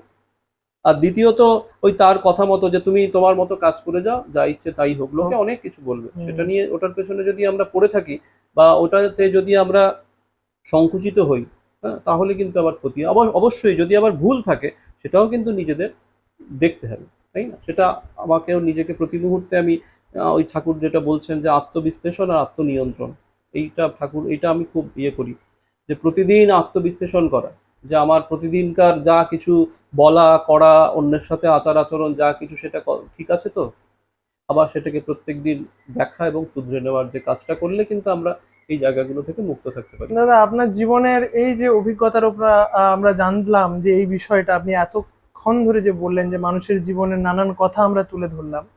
সবচেয়ে বড় কথা, আজকের ডেটে দাঁড়িয়ে 2024 আজকের ডেটে দাঁড়িয়ে আমাদের মতো যুবক যারা, ছেলে মেয়ে বা এই বয়সী বা সাংসারিক জীবনেও যারা পদার্পণ করেছে, সবচেয়ে বড় রোগের কারণ কিন্তু হচ্ছে মানসিক চাপ এবং মানসিক প্রেশার, এবং যেটাকে আমরা ইংরেজিতে ডিপ্রেশন বলি। এবং কঠিন, মানে খুব বড় বিদগ্ধ মানুষ যারা সমাজের বুকে খুব নামী, কিন্তু তারা এই মানসিক ডিপ্রেশনে নিজের জীবনকে শেষ করছে। আর আপনার জীবনের এই অভিজ্ঞতার উপর আমরা যতটুকু জানি, আপনি একজন মানে এই কাউন্সিলিং করিয়ে মানুষকে ডিপ্রেশন থেকে মুক্ত করেন। এটা আপনার জীবনে মানে শ্রী শ্রী ঠাকুরের দয়া বা যাই বলি, কিভাবে সম্ভব হয়েছে আপনার জীবনে? এটা মানে কিভাবে আপনি শুরু করেছেন? এই মানে এইগুলো করতে করতে হঠাৎ করে একটা রিপোর্ট একদিন পড়লাম যে ভারতবর্ষের যে একদম নতুন প্রজন্ম ভীষণভাবে ডিপ্রেশনে আক্রান্ত, মানে, এবং সেটা মহামারীর আকার নিয়েছে। এটা হুয়ের রিপোর্ট, হ্যাঁ, যে সেটা মহামারীর আকার নিচ্ছে আর কি। তো সেইটা পরে আমি খুব বিচলিত হয়েছিলাম আর কি। কারণ ওই যে বললাম, যেহেতু একেবারে যুগ পুরুষোত্তমের আশ্রিত আমরা, সেইখান থেকে কিন্তু এই সূত্রগুলো কিন্তু আমরা পাই। ঠাকুর সত্যানুসরণ খুললেই প্রথম যে কথাটা বলছেন না, যে সর্বপ্রথম আমাদের দুর্বলতার বিরুদ্ধে যুদ্ধ করতে হবে, সাহসী হতে হবে, বীর হতে হবে। পাপের জ্বলন্ত প্রতিমূর্তি ওই দুর্বলতা, তারাও যত শীঘ্র পারো ওই রক্ত শোষণকারী অবসাদ উৎপাদক ভ্যাম্পায়ারকে। স্মরণ করো তুমি সাহসী, স্মরণ করো তুমি শক্তির তনয়, স্মরণ করো তুমি পরম পিতার সন্তান। আগে সাহসী হও, অকপট হও, তবে জানা যাবে তোমার ধর্মরাজ্যে ঢোকবার অধিকার জন্মেছে। এই যে তিনি ওখানে কিন্তু অবসাদ, একেবারে প্রথম সত্যানুসরণ লিখছেন, মানে শুরুটাই হচ্ছে অবসাদ। সেটা হচ্ছে আমাদের যে দুর্বলতা, হ্যাঁ, সেখানে তিনি সেটাকে ভ্যাম্পায়ার, রক্তচোষা বাদুড়ের সঙ্গে তুলনা করছেন সেই জায়গাটাকে। হ্যাঁ, তো এই যে অবসাদকে কেমন করে তাড়াতে হয়, হ্যাঁ, বা সেই সেই সমস্ত থিওরি ঠাকুর কি সুন্দর সহজ করে পরতে পরতে দিত। সেইখান থেকে আমার মনে হলো যে আজকে এই বিষয়টা নিয়ে আমি কাজ করতে পারি আর কি। যেহেতু এই প্রদর্শনীর পাশাপাশি কিন্তু আমি ওই মানে ভিজুয়ালি আমি সেই কাজটাও শুরু করেছিলাম, মানে ভিজুয়াল স্ক্রিনে দেখিয়ে ঠাকুর যেটা শিক্ষামূলক চলচ্চিত্র বলছেন, সেটা শুধু ফিল্ম না চালিয়ে ব্যাপারটাকে কর্পোরেট ভাবে আর কি, যে ব্যাপারটাকে দেখানো এবং তার সাথে সাথে বলা, ভিজুয়ালি দেখানো। সেটা ইষ্টবৃতি হতে পারে বা দীক্ষা হতে পারে, বা থানকুনি পাতা খাওয়া, এই যে বিষয় যেমন যা যা আছে, প্রত্যেকটা বা নিয়ম। জীবনীয় যা কিছু আছে, জীবনীয় যা কিছু তিনি বলছেন, সেইটা নিয়ে কাজ শুরু করলাম। আমার যা কিছুই কিন্তু আগে ঠাকুরের কাজটা, এবং সেইটাকে ধরে আমার কিন্তু এই সামাজিক দিকটা যদি বলি আমি, সেইখানে আমার যেমন, আমি ওটা বলা হয়নি যে প্রদর্শনী করতে করতে কিন্তু আমি অন্যদিকেও প্রদর্শনী শুরু করলাম একদম নতুন ধাঁচে। রবীন্দ্র ভারতীতে করলাম বিপ্লববাদের শতবর্ষ, সিপাহী বিদ্রোহের ওপর কাজ করেছি, বাংলায় বিপ্লববাদের শতবর্ষ, হ্যাঁ, এইরকম। তারপরে হচ্ছে আপনি এইগুলো নিয়েও দিল্লিতে কাজ করেছি। গিয়েছেন প্রদর্শন? দিল্লিতে আমি গিয়েছিলাম, দিল্লিতে দিল্লিতে তো রামলীলা ময়দানে এক্সিবিশন করেছি। আবার মুম্বাই ইউনিভার্সিটিতে ঠাকুরের একটা প্রোগ্রাম, না ওটা কনফারেন্স অন ইন্ডিয়ান কালচার, সেখানেও হিন্দি ইংরেজিতে প্রদর্শনী করেছি। হ্যাঁ, তারপরে ডিআরডিওতে গিয়েছিলাম আমাদের, হ্যাঁ, ওইখানে গিয়েছিলাম। তো এইবার এই প্রদর্শনী করতে গিয়ে ওই যে টেকনিকটায় আমি কাজটা করেছিলাম না, ঠিক সেইটাকে কেন্দ্র করে কিন্তু আমি আরো অন্যান্য, মানে হিস্ট্রি, জিওগ্রাফি, অন্যান্য বিষয় নিয়েও কাজ করেছি। রবীন্দ্রনাথের ওপর কাজ করেছি, নজরুলের ওপর কাজ একমাত্র করেছি। এটা এসেছে ঠাকুরের ওই ধারাটা, হ্যাঁ, আস্তে আস্তে একে একে একে একে হ্যাঁ, সব হ্যাঁ, মানে কাজ করছে। ঠাকুরের ওই ভাবটাকে নিয়ে কিন্তু আমি ওইটাকে এই ক্ষেত্রগুলোতে অ্যাপ্লাই করেছি, এবং সেটাও কিন্তু জনমানসে একটা দারুণ একটা ইমপ্রেশন মানে তৈরি দেশের করেছে। নানান প্রান্তে বিভিন্ন প্রান্তে অন্যান্য সাবজেক্ট নিয়েও কাজ করেছি সেই তারপরে aspect এ। এই ডিপ্রেশনটাকে আপনি হ্যাঁ, কিভাবে ক্যাচ হ্যাঁ, করলেন? তো এইবার ওটাই বলছি যে ওই ওই করতে করতে এবার যখন দেখছি যে বিভিন্ন মানুষের এই প্রদর্শনীগুলোতে গিয়ে বিভিন্ন ক্ষেত্রে মানুষের সাথে কথা বলছি, ইয়ে করছি, সেই করতে করতে কিন্তু তখন ওই ডিপ্রেশন নিয়ে কাজ শুরু করলাম। করে এবার ওই যেহেতু ভিজুয়ালি কাজ করছি, তো করতে গিয়ে দেখলাম আমি প্রথম শুরু করে ঠাকুরের বিষয় নিয়ে শুরু করে এবার বিশ্বভারতী থেকে ডাক পড়ে। আচ্ছা। বিশ্বভারতী থেকে একটা খবর আসে এরকম। তো বিশ্বভারতীতে যাওয়ার পরে সেখানে প্রিন্সিপালের সাথে বসে রুমে কথা বলছি। তো সেখানে তারা ভেবেছিলেন, তাদের পদ্ধতিগতভাবে তারা ভেবেছিলেন যে যারা বিভিন্নভাবে এইরকম ডিপ্রেশনে আছে বা ইত্যাদি ইত্যাদি সমস্যা, তাদেরকে ডিটেক্ট করা হবে, আপনারা আসবেন, এসে একটা রুমে দেওয়া হবে, সেখানে কাউন্সেলিং করে যাবেন। তো আমি প্রিন্সিপালকে সরাসরি প্রশ্ন করলাম। আর দ্বিতীয়ত একটা ব্যাপার ছিল, তারা ওই কাউন্সেলিং করার জন্য সাইকিয়াট্রিক চাইছিলেন। তো আমায় বললেন যে আপনি কেন, আমি কার্ডটা দিয়েছি, তাতে লেখা আছে মোটিভেশনাল স্পিকার, আমি তো আর মানে ইয়ে নই, মানে কি বলবো, মানে পড়াশোনা করা মনস্তত্ত্ববিদ নই আর কি। তো এবার আমি বললাম যে হ্যাঁ, আমি তো যে কাজটা করি সেটা হচ্ছে, যে কথাটা আমরা শুনি না যে prevention is better than cure, cure. আমি সেটা নিয়ে কাজ করি। তো আমি বললাম যে ম্যাম, আপনার ছেলে মেয়ে আছে? হ্যাঁ, আমার মেয়ে এখানেই পড়ে। আমি বললাম আপনি কি চান আপনার মেয়েটা অবসাদগ্রস্ত হোক, তারপরে তাকে ওই রুমে নিয়ে যাওয়া হোক? না, সেটা কেন চাইবো? আমি বললাম আমি সেই কাজটা করি যে ওরা যেন ওই অবস্থাটাতেই না যায়। আমি তাদেরকে এমন করেই গাইড করব, এমন করেই তাদের জীবন সম্পর্কে, তাদের মূল্যবোধ, তাদের জীবন বোধ, যেটার অভাব মূলত, যে আমার জীবনটা কি, যে সেটা কি একটা শুধুমাত্র চাকরি বাকরি করা বা একটা বিজনেস করা বা একটা কিছু করে প্রচুর টাকা পয়সা রোজগার করা বা খুব হিউজ একটা ভালো শুধু রেজাল্ট করাটাই জীবন, না না সামগ্রিক জীবনটা কি, আমি আসলে কেন জন্ম নিয়েছি। আর শুধু তো আমি আমার জন্য, আমার বাবা মাকে নিয়ে বেঁচে থাকার জন্য আমি জন্মাইনি, কারণ আমার অসংখ্য মানুষের জন্য আমার আমার পৃথিবীতে আসা কন্ট্রিবিউশন থাকে। কন্ট্রিবিউশন প্রত্যেকেরই থাকে। আমরা কিন্তু এক একজনের অসংখ্য মানুষের কন্ট্রিবিউশনে আমরা কিন্তু আমাদের বেঁচে থাকি, তাই না? তো সেখানে আমি বললাম যে তাহলে আপনি কি করবেন? বললেন না সেটা তো ঠিকই। আমি বললাম আমি সেই কাজটা করি।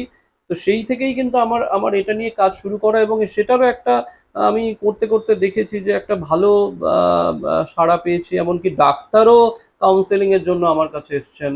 হ্যাঁ, এবং বিভিন্ন পর্যায়ের মানুষ কিন্তু আমি দেখেছি যে বিভিন্ন ধরনের বিভিন্ন, এমনকি আমার বাবা তখন অসুস্থ, আমি চেন্নাইয়ে, সেই সময় একটি মেয়ে আমাকে ফোন করে। সে মানে প্রায় একেবারে মানে আত্মহত্যা করবে এরকম একটা মানে যেন অবস্থা, লাস্টে আমাকে ওরকম ফোন করছে আর কি, যে আমার মানে এরকম একদম একটা, শেষ একদম মুহূর্তে। এরকম একটা, যে মানে সে ফেসবুকে পোস্ট করেছে, সে ইয়ে করছে, হ্যাঁ, মানে সে মানে বাঁচতে চাইছে না, এরকম একটা অবস্থা। তো সেই সময় কিন্তু আমি তাকে গাইড করি। এরকম ও শুধু না, আরো কিছু মানে অনেকেই আছে, মানে ছেলে মেয়ে বিভিন্ন ক্ষেত্রে, যে একেবারে চরম একটা অবস্থা। তো সেই ক্ষেত্রেও কিন্তু আমি ওই ঠাকুরের ভাবটাকে মাথায় রেখে কিন্তু আমি তাদেরকে গাইড করার চেষ্টা করি, এবং সেখান থেকে অনেক ক্ষেত্রেই সেটা কাজ হয়। কারণ একদম এক্সট্রিমে পৌঁছে গেলে তো ইয়ে না, তবে অন্তত আমি চাই যে এটাই, যে প্রিভেনশন করাটা। আমার দাদা এই প্রশ্নটা মনে হলো যে আজকে আমাদের মতো যারা যুবক বা যুব শক্তি বলি আমরা, তারা ডিপ্রেশনগ্রস্ত হওয়ার প্রধান কারণ কি, মানে এটা আপনার কি মনে হয়? ডিপ্রেশন গ্রস্ত হওয়ার প্রধান কারণ হচ্ছে গিয়ে যে চাহিদাটা চরম, সেটা সব দিক থেকেই। মানে চাহিদারও তো মানে চাহিদা থাকুক, কিন্তু চাহিদাটা সব ক্ষেত্রে, সে রেজাল্ট হতে পারে, সেটা অর্থনৈতিকভাবে হতে পারে, বা নিজের নামযশ হতে পারে, বিভিন্ন ক্ষেত্রে। কিন্তু চাহিদাটা যদি এমন প্রবল হয়, বা বা বা অন্যের অন্যকে দেখে যদি, যে ওর হয়েছে আমার হচ্ছে না, এরকম নানান রকম ব্যাপার থাকে। বা আমি যা চাইছি শপিং মলে, ওটাকে আমি কিনতে পারছি না, আমার বন্ধু কিনছে, বা ওর রেজাল্টটা এরকম হলো, ওই রকম একটা পর্যায়ে চলে গেল, আমার হচ্ছে না। কিন্তু আমরা একেবারে নিজের দিকে তাকিয়ে ভাবি না, যে আমার মধ্যে যা আছে সেইটাকেই আমি সঠিকভাবে কাজে লাগাবো। আর সব থেকে বড় জিনিস আমি দেখেছি যে জীবন বোধের অভাব। ওই যে বললাম যে জীবনের মূল্যটা কি, এটাকে বোঝে না বলে এত সহজে জীবনটাকে নষ্ট করে দেওয়ার কথাটা কিন্তু ভাবে। জীবনটা যে শুধুমাত্র একটা রেজাল্টের ওপর দাঁড়িয়ে নেই, হ্যাঁ, একটা ভালো একটা রেজাল্ট ঠিক যে আমাদের জীবন নয়, এইটাও কিন্তু, এইটাও বোঝানো হয়। এবং এটা কিন্তু গার্জিয়ানদের, অভিভাবক অভিভাবিকাদের, তাদের আরো ভালো করে তাদেরকে মোটিভেট করা উচিত। তাদের গাইডেন্সে তাদের একটা বিশাল প্রেশার থাকে। আমি যেহেতু কর্পোরেট সেক্টরে কাজ করি না, আমি একদম নতুন প্রজন্মকে নিয়ে কাজ করি। তো তো সেখানে আমি যখন হায়দ্রাবাদে গিয়েছিলাম, ওখানে আমাকে বলা হয়েছিল যে আপনি কর্পোরেট সেক্টরে আসুন। না, কর্পোরেট সেক্টরে কেমন করে প্রচুর টাকা রোজগার করা যায়, Earn করা এ করা যায়, আমি ওই নিয়ে আমার কাজ করবার কোনো ইন্টারেস্ট নেই। আমার একেবারে এই নতুন যারা ফুটছে কুড়ি স্টুডেন্ট। স্টুডেন্ট, তাদের জীবন সম্পর্কে চিন্তা ভাবনা, ধারণা। কারণ আজকে নেতাজি, আজকে ক্ষুদিরাম বসু, আজকে মাস্টারদা, আজকে নিবেদিতা, যারাই আছেন, যারা তাদের জীবনের বিনিময়ে, ইয়ের বিনিময়ে এইরকম একটা সুন্দর দেশ আমাদের উপহার দিয়ে গেলেন, তাই না? তো সেখানে আমাদের এই দায়িত্বটা নেই যে এই দেশটাকে কেমন করে সুন্দর রাখবো, কেমন করে ভালো রাখবো, এটা নিয়ে তো আমরা ভাবছি না। আমরা তো এত আত্মকেন্দ্রিক, শুধু নিজের টুকু, নিজের স্বার্থটুকু, আমার ঘরের আবর্জনাটাকে, আমার যে জায়গাটাকে আমি কিনে দারুণ সুন্দর করে সাজিয়ে রেখেছি, তার বাইরে ফেলে দিতে পারলেই আমি নিশ্চিন্ত হয়ে যাচ্ছি, তাই না? মানে বাইরের কোনো কিছুর প্রতি আমাদের কিন্তু কোনো ইয়ে নেই। অথচ ঠাকুর বলছেন না যে ওই মানে আগুন লাগলে ওই ওপরের মানে যদি কোথাও আগুন লাগে, তো ওপরের পাতাগুলো ওপরে থাকলে সেটা তো ঝলসাবে, তো বা আমি একা কিন্তু বেঁচে থাকবো না। হ্যাঁ, পাশের বাড়িতে যদি আগুন লাগে তার আঁচ তো আমিও পাবো না, তাই না? তো শ্রী ঠাকুর তাই বলছেন না যে অন্যে বাঁচায় নিজে থাকে, ধর্ম বলে জানিস থাকে। এই যে বাণী, সহজ সমাধান। একদম সহজে, যে অন্যে বাঁচায় নিজে থাকে, ধর্ম বলে জানিস থাকে। অথচ আমরা চিরকাল শুনেছি প্রবাদে যে নিজে বাঁচলে বাপের নাম, তাই না? এটা শুনেছি। তো শ্রী শ্রী ঠাকুর, এটাই বললাম যে তিনি কিন্তু আমাদের সমস্ত চিন্তা ভাবনা, বোধ, চেতনা, সমস্ত কিছুই বদলে দিয়েছেন একটা। এবং সত্যি সত্যি বলছি যে এত আনন্দে থাকি সব সময়, মনটা এত আনন্দে থাকে, এবং সব সময় এমন একটা ভরসা, মানে একটা সাংঘাতিক একটা অবলম্বন, হ্যাঁ, যে তাকে গ্রহণ করে একদম প্রত্যেকটা ক্ষেত্রে মানসিক ভাবে কত ঝড় ঝঞ্ঝা, কত কিছু আসে, প্রত্যেকটা মানুষের জীবনে একদম আসে, কিন্তু এত অসাধারণ ভাবে সেই জায়গাটাকে যে এই যে কাটিয়ে উঠতে পারি, এবং এত দৃঢ় থাকতে পারি, এবং এত পজিটিভ পজিটিভ থাকতে পারি খুব দৃঢ়ভাবে। এবং সেটা কিন্তু শুধুমাত্র আমার একজন গুরু আছে বলে নেই, এইটুকুই না, শুধু গুরু অনেকেই আছে। কিন্তু গুরু যদি এমন হয় যে সে নিজেই ঝড়ে পড়ে যাচ্ছে, সে তো, ঠাকুর বলছেন না যে তুমি লতার স্বভাব অবলম্বন করো, আদর্শরূপ বৃক্ষকে জড়িয়ে ধরে বাড়তে চেষ্টা করো। যে বৃক্ষ নিজে উপড়ে যায়, মানে বৃক্ষ না, মানে এমন গাছ ধরলাম সে নিজেই উপড়ে যাচ্ছে, তাহলে আমাকে তো সেই গুরু বাঁচাতে পারবে না। তো তেমন বৃক্ষকে আঁকড়ে ধরতে হবে, যে যেন আমরা যে কোনো মুহূর্তে, যে কোনো অবস্থায় আমরা একেবারে মানসিকভাবে একদম সুদৃঢ় থাকতে পারি। সেটা কিন্তু শ্রী শ্রী ঠাকুর অনুকূলচন্দ্রকে গ্রহণের মধ্য দিয়ে ভীষণভাবে মানে একদম পরিপূর্ণভাবে সম্ভব। এটা আমার ভীষণভাবে প্রতিনিয়ত মনে হয়। হয়তো আজকে বিষয়টা একেবারে ব্যক্তিগত বলে তাই এই যে ইন্টারভিউটা, এখানে নিজের কথাই বলছি, কিন্তু সেখানে এই নিজের কথার বা নিজের জীবনটা সম্পর্কে আহ, এটা জানানোটাও খুব আমাদের বিভিন্ন যারা আছেন, যার খুব প্রয়োজন। প্রয়োজন, এটা প্রত্যেকটা মানুষের জীবনে জানা। যেমন ধরুন আজকে অনেকের মধ্যে এটা প্রশ্ন, আমাদের মধ্যেও তো অনেকের মধ্যে প্রশ্ন জাগে যে শ্রী ঠাকুরকে আমরা ভগবত তত্ত্বটা দিই। প্রচুর মানুষের মধ্যে এই একটা কনসেপশন, শ্রী ঠাকুর ভগবান, আবার কেউ বলে শ্রী ঠাকুর গুরু, আবার কেউ বলে শ্রী ঠাকুর অবতার। তো এই গুরু ভগবান অবতারের জায়গায় আমরা কিন্তু অনেকেই ঘেটে থাকি, আসলে শ্রী ঠাকুর কি? তো এটা আপনি কিভাবে দেখেন, মানে আপনার চোখ দিয়ে?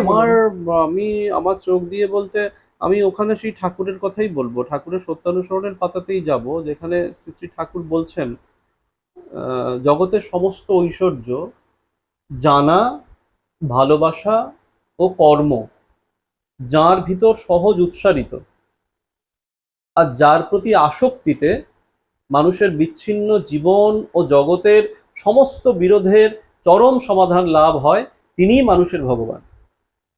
খুব বিষয়টা খুব, হ্যাঁ, গুরুই ভগবানের সাকার মূর্তি, আর তিনিই অখণ্ড। মানে ভগবানের সাকার মূর্তি তিনি, নিরাকার তো আমরা বলি যে নিরাকারে আছেন, যেমন যেটা শ্রী রামকৃষ্ণদেব বলেছিলেন যে জল বাষ্প হচ্ছে, আর হচ্ছে বরফ থাকছে তার ঘনীভূত অবস্থা। তো সেখানে সাকার আর নিরাকারের ব্যাপারটা ওই রকম, যে বাষ্পীভূত অবস্থা আর ঘনীভূত অবস্থা, এই দুটো। ঠাকুর একটা বাণীতে বলছেন না যে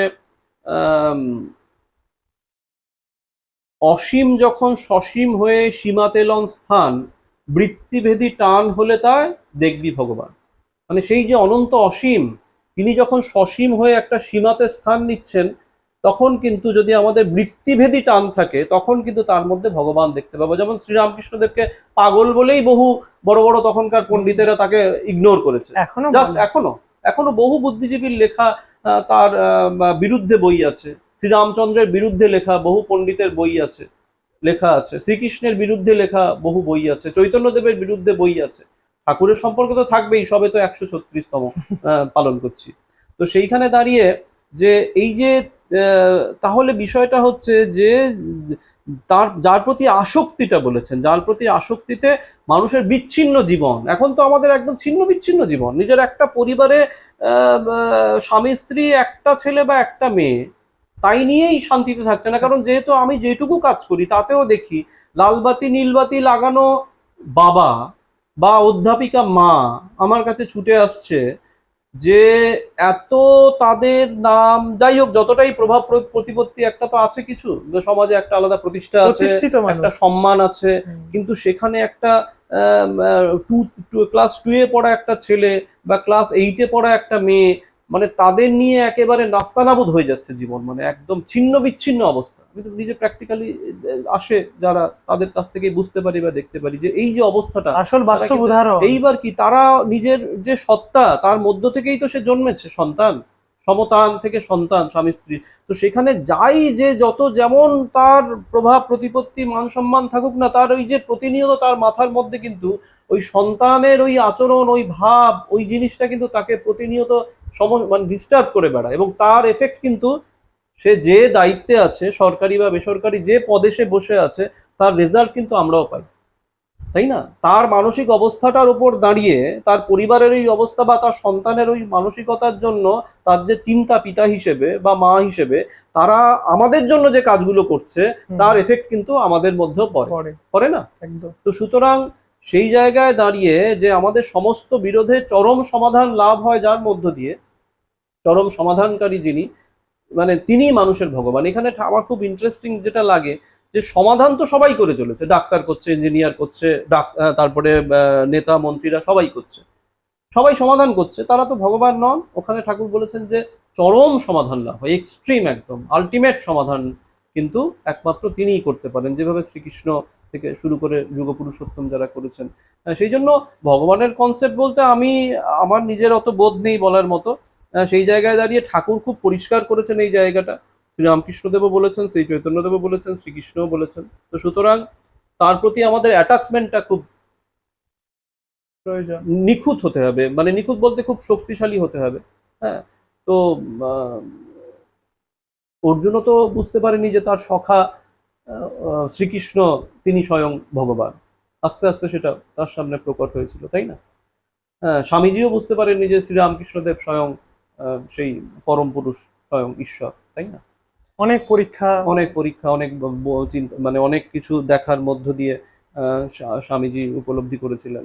তো আমাদের না, আমি আমার কথাই বলবো, জানি না সেই চিন্তা ভাবনা উপলব্ধি কতটুকু কি নিয়ে জন্মেছি, তবুও অন্ততপক্ষে তাকে কেন্দ্র করে, তাকে গ্রহণ করে এবার কতটা কি করতে পারি বা সাধন ভজন, তো কিছুই সেভাবে করি না, তারপরেও তিনি যে কি অফুরন্ত, মানে তিনি যেন পঙ্গুকে মানে পঙ্গু গিরি লঙ্ঘন করতে পারে বলে না, মানে সেইটাও যিনি তিনি আমাকে দিয়ে করে, মানে যেন করিয়েছেন, বা মানে অন্ধ দেখতে পায়, আমার অবস্থাও ঠিক সেই রকম। হ্যাঁ, যে যে সমস্ত মানুষজন তাদের কাছে পৌঁছানো, বা যে মানুষের ভালোবাসা বা অসংখ্য মানুষের একটা অপেক্ষা থাকে যে, এবং সব থেকে বড় কথা ইয়াং জেনারেশনের একটা ভালোবাসা তৈরি হয়েছে।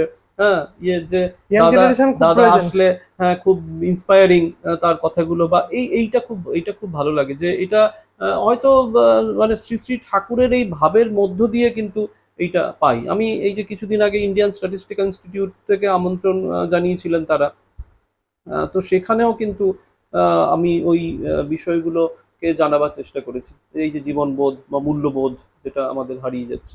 তো এই জন্য তাকে গ্রহণ না করলে লোকে অনেক কথা বলে, অনেক আজে বাজে কথা বলে, ওগুলোতে আমাদের তাকাবার বা কান দেবার প্রচুর কিছু নেই। ট্রোল হয়। আমরা প্রচুর হয়, ও হয়, এটা তো সাধারণত আমরা এগুলো দেখি যে ঠাকুরের আমাদের এই ভিডিওর পরেও হয়তো অনেক মানুষ নানান কমেন্ট করবে, হ্যাঁ, এবং হ্যাঁ, এমন মূল্যবোধের কমেন্ট করবে যেটা হয়তো সে বুঝতে পারছে না কি কমেন্ট করছেন।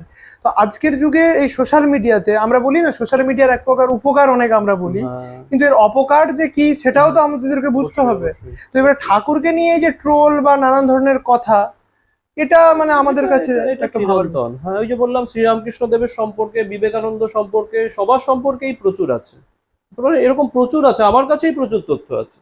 সুতরাং ওটা বিষয় নয়, বিষয়টা হচ্ছে যে আমি সেখান থেকে কি পাচ্ছি। আর ঠাকুর বা কোনো পুরুষোত্তমই কিন্তু অলৌকিকতার মধ্য দিয়ে আমাদের এগোবার প্রশ্রয় কখনো দেননি। অলৌকিকত্বের প্রশ্রয় দিলে যেটা হয়, তখন আমাদের কিন্তু আর পড়ার ব্যাপারটা থাকে না, যে অলৌকিক ভাবেই তো সব ঘটে যাবে, তাই না? যে আমি আমার মায়ের মানে কোনো মন্দিরে মায়ের সাথে চুক্তি করলাম যে আমার এই সমস্যাটা চলছে মা, তুমি যদি আমার সমস্যাটা সমাধান করে দাও, তাহলে আমি তোমাকে হয় পাঁঠা দেবো, নয়তো কোনো সোনা দেবো, বা আমার সামর্থ্য অনুযায়ী কিছু দেবো।